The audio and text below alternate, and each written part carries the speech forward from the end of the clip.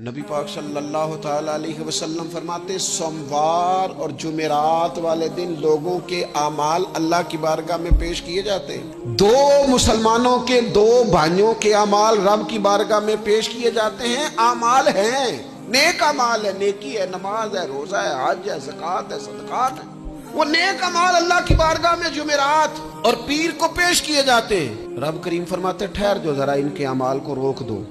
یا اللہ کیوں؟ فرمائے اس لیے کہ ان کے آپس میں نا دلوں میں نفرت ہے، گھٹن ہے، عداوت ہے، ان کو ذرا مہلت دو، یہ پہلے صلح کر لیں پھر ان کے اعمال بھی قبول کر لیں۔ کہ نہ عداوتیں پالی ہوئی ہیں، اپنے دلوں کے اندر گھٹن پیدا کی ہوئی، اختلاف کہاں نہیں ہوتا لیکن نفرتیں پیدا کر لینا۔ کیا جرم کیا ہے بھائی نے؟